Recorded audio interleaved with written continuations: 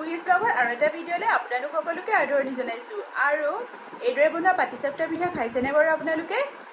এইদৰে বনাবচোন, মুখত দিলে গলি যোৱাকৈ কেনেদৰে মই বনাইছোঁ ব'লক চাব। আজি পাটিচেপ্টা পিঠা বনাবৰ কাৰণে যে মই এইখিনি পিঠাগুড়ি লৈছোঁ, এইখিনি গাখীৰ লৈছোঁ আৰু এইখিনি চুজি লৈছোঁ। চুজিখিনি মই অকণমান মিক্সিত মাৰি লৈছোঁ মিহি কৰি। আৰু চুজিৰ সলনি ময়দাও ল'ব পাৰে, মই ময়দাটো প্ৰিফাৰ নকৰোঁ, সেইটো কাৰণে মই চুজি লৈছোঁ। এতিয়া পিঠাগুড়িখিনি দিলোঁ, তাৰপাছতে চুজিখিনি দিলোঁ আৰু আমি আটা মঠোতে যিমানখিনি নিমখ দিওঁ স্লাইড অকণমান নিমখ দিছোঁ। এইখিনি গাখীৰ দিও মাৰিব পাৰে, পানী দিও কৰিব পাৰে, মই গাখীৰ দি দিছোঁ। ইয়াত গাখীৰটো অলপ অলপকৈ দিব এনেকৈ।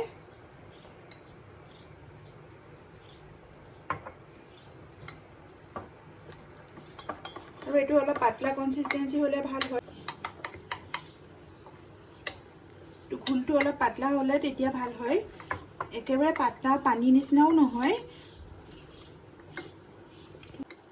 এইটো চাওকচোন, এইদৰে এনেকুৱা ঘোল হ'লে ভাল হয়। আৰু এইটো এতিয়া এইখিনি অলপ সময়ৰ কাৰণে ঢাকি থ'ম। আৰু এতিয়া পাটিচেপ্টাটো দিবৰ কাৰণে ষ্টাফিংটো বনাম। আৰু ষ্টাফিংটোৰ কাৰণে মই 1 কাপ নাৰিকলৰ গুড়ি লৈছোঁ। এইখিনি নাৰিকল মই ঘৰতে ৰুকনিত উলিয়াই লৈছোঁ। এইখিনি নাৰিকল দিলোঁ, ইমানখিনি পাউডাৰ গাখীৰ দিছোঁ। আৰু আপোনালোকে নিজৰ হিচাপত দিব পাৰে চেনিটো, মই আধা কাপ চেনি লৈছোঁ। আৰু একদম কম জুইত লাহে লাহে অকণমান অকণমানকৈ লৰাই আছোঁ। আৰু ইয়াতে এতিয়া অকণমান গাখীৰ দিম মই। ইয়াত 2 চামুচ গাখীৰ আছে, অকণ দি দিছোঁ ইয়াতে। ইয়াত ইলাচি গুড়িও দিব পাৰে ইচ্ছা কৰিলে, মই ইলাচি গুড়ি এতিয়া দিয়া নাই, এনেকৈ বনাইছোঁ, এনেই ইচ্ছা কৰিলে দিব পাৰে। এইখিনি আঠা হোৱালৈকে লৰাব লাগিব, কিন্তু একেবাৰে নাৰিকলৰ লাডু যেনেকৈ বনায় তেনেকৈ আঠা নহ'লেও হ'ব, অলপমান আঠা হ'ব লাগিব। এইখিনি এইদৰে কম জুইত ভাজি এতিয়া আঠা হৈছে অলপ অলপ। আৰু এইদৰে এনেকৈ ভাজোঁতে মোৰ প্ৰায় 10 মিনিট সময় লাগিছে। আৰু এইখিনি এতিয়া আঠা হৈছে, এইখিনি মই এতিয়া বেলেগ এখন প্লেটলৈ ঠাণ্ডা হ'বৰ কাৰণে নমাই দিম।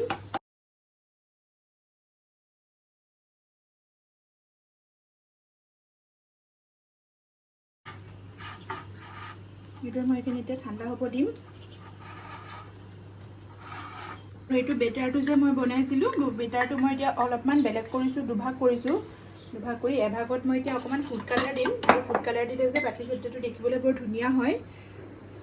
এইটো ফুড কালাৰ চেভৰি হয়, এইটো ফুড কালাৰ।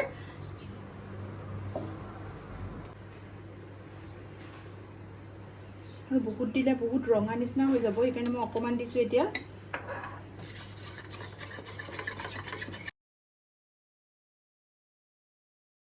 অলপ অলপ ঠাণ্ডা হৈছে, আৰু এইখিনি এতিয়া মই এইদৰে বনাই ল'ম।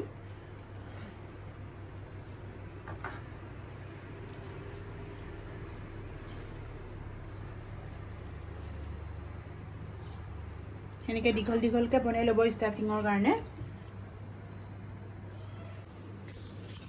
আৰু ইমানখিনি নাৰিকল দি যে মোৰ ইমানকেইটা এনেকুৱা হৈছে ভিতৰৰ ষ্টাফিং, প্ৰায় 15টা মানেই হৈছে নেকি, 15টামান হৈছে কিজানি। ইমানখিনি নাৰিকল দি ইমানখিনি ষ্টাফিং হৈ যায় ভিতৰত। এতিয়া টাৱাখনত অকণমান স্লাইড তেল দিম, দি পেলাই মাত্ৰ টাৱাখন মই এইদৰে ঘূৰাই পেলাই তেলখিনি স্প্ৰেড কৰি দিলোঁ। আৰু লাহেকৈ এতিয়া মই তেলখিনি টুকি পেলাম, কাৰণ পাটিচেপ্টাত তেলৰ প্ৰয়োজন নাই।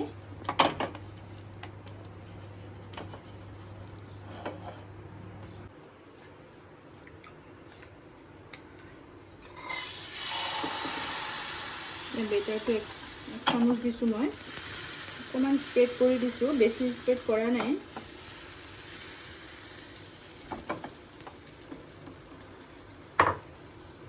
এইখিনি ওপৰটো অকণ সিজিব লাগিব। এতিয়া এইটো ইয়াত দি দিছোঁ, আৰু লাহেকৈ এখন চামুচ লৈ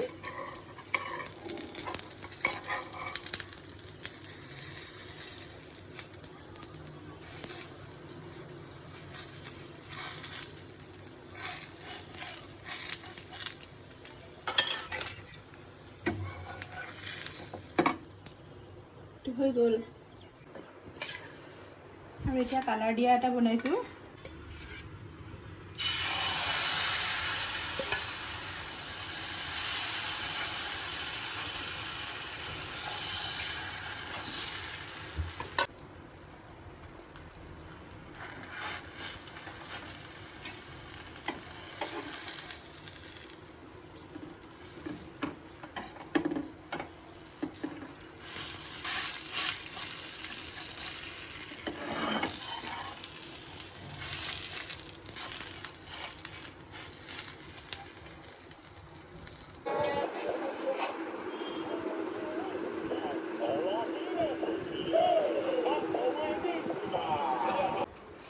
ভিডিঅ'টো চাই বাৰু আপোনালোকৰ কেনেকুৱা লাগিলে? যদি ভাল লাগিলে প্লিজ লাইক কৰিব, শ্বেয়াৰ কৰিব, ছাবস্ক্ৰাইব কৰিব আৰু মহামাৰী কৰোণাৰ পৰা যেন সকলোবিলাক সুস্থ থাকে তাৰ কামনাৰে আজিলৈ আহোঁ। বাই।